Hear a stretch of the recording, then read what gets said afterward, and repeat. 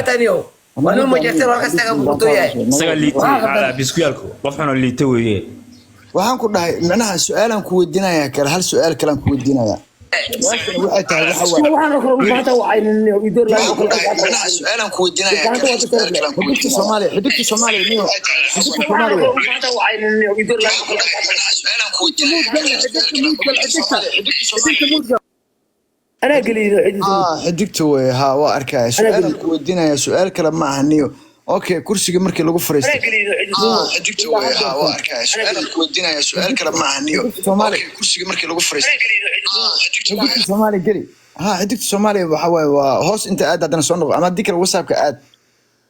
waxaan ku dhahay qays wax kale ma ahaniyo aniga wax barnay ma qabno macnaha waxa way hadalka la tuuraayo macnaha iska ilaali kaliyaan la ma wanaagsano waan ogahay wax walba oo wanaagsaneen in lagu hadlo ma wanaagsano sideedaba mideeda kale kursiga waa la fadhiyaa okay sida oo loo fadhin jiray kursiga hadda looma fadhiyo sababtoo ah niyo waa la kala caroodo biya ma aqaan aniga waa fahmi way marka daarood ahaan markii la yiraahdana kursi daaroodka hadda ugu fadhido daaroodka waxa hadda loo qabtay oo ilaahay untay ama rasiir wasaare ha noqdo ama qolaha kale ha noqdaan anagu maana arag wallahi ma aragno macnaha waxa way waa la sii kala jeestay waa la sii kala cararay waa la kala shaqeysanaya waa u jeedaa laakiin anigu waxaan leeyahay nasabnimada iyo macnaha waxyaalo badan yaan laga tagin heshiiska yaan laga tagin waxaan waa contract oo heshiisku waxa way waa wax la wada wadaaga way dhalashadana waa la wadaagayo waa ilaa dadka way isla dhasheen waan ogahay laakiin wax qabad markii la yiraahdo hadda daarood waxa uu qabateen ilaahay untay malaha soo dhawaan hadday noqoto macnaha wax kale oo aad idinka aad u qaban kartaan oo aad u sameyn kartaan ma jirto ra'iisul wasaare meesha markuu fariisto wuxuu ku fariistaa daarood buu u fariistaa ahaan waa nin macnaha wuxuu ka socdaa beelo dhan buu ka socdaa hawiyaha markay ra'iisul wasaare u fadhiistaana